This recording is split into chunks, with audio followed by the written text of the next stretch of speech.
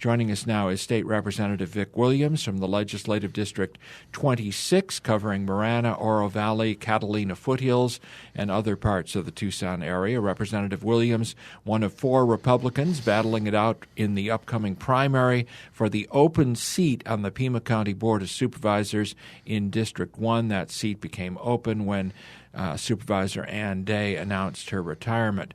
Representative Williams, along with Stuart McDaniel, Allie Miller, and Mike Helen, want to win the right to face Democrat Nancy Young-Wright in the general election. Representative Williams, good to see you. How are you? Bill, I'm doing well. Thank you for having me in studio. It's good to be with you here. It's good to see you again. How's the campaign going? We're doing real well. We know we have very strong name ID. We have a substantial lead right now in that race, but that's because we're working hard. We're getting our name out there. We're going door to door.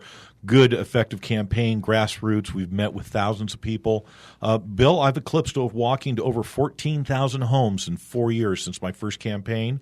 Back in 2008, that's equated to over 5,000 conversations on doorsteps up in District 1. What's the number one issue that those people are telling you? Well, there's 3 issues. Or asking you or There's 3-4 issues are basically going on. Our roads, our infrastructure up in the Catalina Foothills is falling apart, getting funding for roads long-term on that.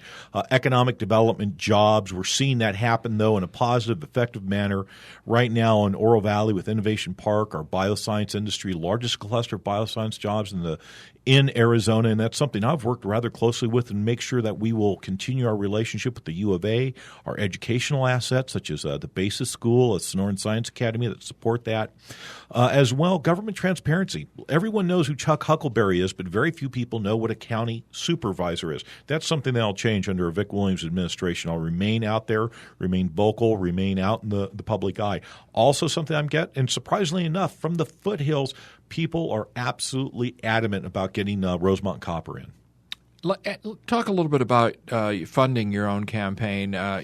No one can say you don't believe in yourself. No, that's absolutely certain. I mean, you put over $100,000 into this thing. Well, let's put it this way. First off, I've raised more than the other candidates did by the May 31st or June 2nd reporting date. I had $27,000 raised. I think Stuart McDaniel outraised me by $1,000 or $2,000. I outraised Mike Helen, outraised the other opponent, Allie Miller. But most everyone has put some money in there. I've put money in myself. I believe in the message. I'm also very adamant that we need some change in Pima County. We're seeing things go on right now with county administration, with it's a non-responsive to the people. You're seeing things with Rosemont Copper where you have county government basically effectively using the permit process. That is they're only an agency for the federal government to process the permit for Rosemont Copper, which comes from the Forest Service, and they're using it as a political tool. That's really bad government. People are upset about it. There needs to be change. There's kind of an old boys network in southern Arizona, and I'll tell you what, I'll be here to break that up. Well, one of the knocks on the legislative group that you were a part of this current session is that you all were not friendly to local governments like Pima County, and now you may be a part of that government. Well, we took tough choices up at the legislature. I was elected in back in 2008, sworn in 2009. We inherited a $3 billion deficit. Today, the state of Arizona has a $500 million surplus. We made tough choices. We made tough choices on all aspects of government around the state of Arizona. Pima County was impacted, Maricopa County, Pinal County, Coconino County. Everyone had some kind of negative impact because of the huge economic crisis that we were in. But we didn't mess around at the legislature. We went up there. We took care of business. We cut government. We did some sweeps. We also instilled the sales tax referendum. And we got down to business. And now Arizona was the 35th largest producer of jobs in the United States. And today, as your state legislator, I can proudly say we're number 7 in the nation in creating jobs because of the stability that we've put forth in the Arizona legislature.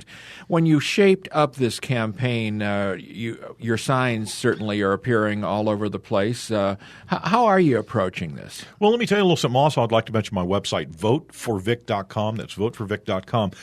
We're just getting on the tail end of putting out about 1,200 signs in the district. If you live in the Northwest, you've probably seen our signs. We're now going to go into our bumper sticker campaign. We're going to mail out 30,000 bumper stickers. We are going to hand walk about 20,000 bumper stickers to residents around the community, and plus people who who have vehicles that are registered in Northwest Pima County that might not be the most, say, elaborate vehicle, we'd be happy to pay you $500 if you'd allow my volunteers to bumper sticker your car from bumper to bumper. And that's the next process. We're going to go out there. We're going to stay on the phones. We're going to keep walking precincts. I walk a tremendous amount of precincts. I'm going to keep doing public events, and we'll be articulating our message once again through our website. We'll be articulating our message through flyers, and we'll be out there good old-fashioned shoe leather. I've burned it up year after year as your state representative, and I'll continue to do it as your county supervisor. How about Pima County Administrator Chuck Huckleberry? How would you feel if you wind up on the board? Would you feel that he should continue as the Pima County Administrator? Well, last time I was on your show some months back, we talked about this, and let me be quite frank to that.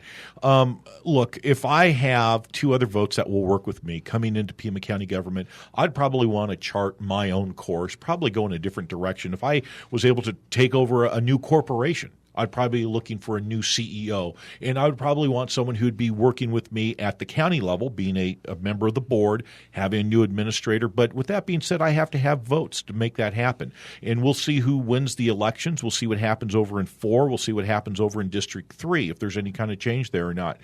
With that being said, ultimately, look, I have to work to get along with that board at some level. I'll probably be in a political minority as a Republican legislator, as a fiscal conservative, as a pro-business economic development type Republican. I'll probably be up against some Democrats that it's a different social agendas that are different than mine, so I'm going to have to learn to work with them. But once again, articulating the message, working through the media, making sure that when we're on the right side of the issue about job development, about infrastructure repair, dollars going into our roads, that we work and get our message out to the general public. The supervisors have freed up, I think it's about $10 million for potholes and road repair.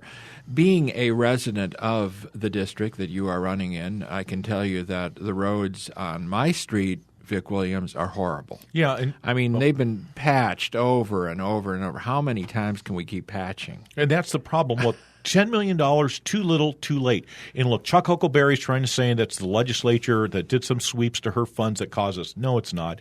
It's the county administration that has refused to invest into highway restoration and road preservation on a regular, prolonged effect is what's happening here. Now we're at the point of critical no return. Some of our streets are going to have to be torn up and replaced rather than being repaired. And if we continue to allow this to happen, we are going to be in an economic crisis in this county. But let me go on to say, how do you pay for these? You pay for these not by raising taxes. You pay for these by making sure that general fund dollars are appropriated to road maintenance and preservation.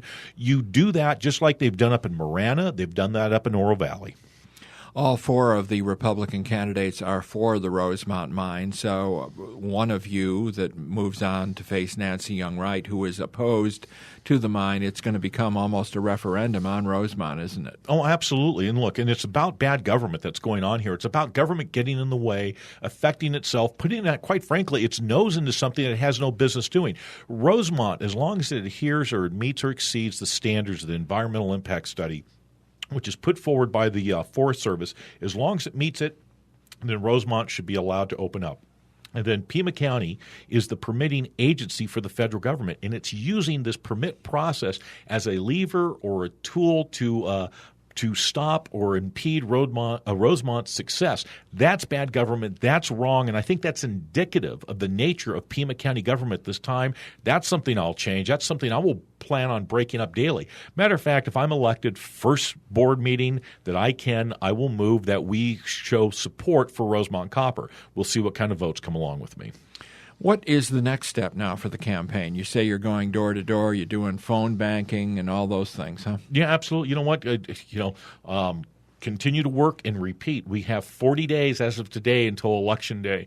Get out there, touch voters, make sure they know who we are. We know we have a strong name ID. Continue to meet with them. I've been to 12 to 1,400 public events since first being elected. I've spoken in front of 10 to 12,000 people in this legislative and in supervisors' districts since first being in office. Continue to be there. Continue to be out in front with folks. Let them know where I stand on issues.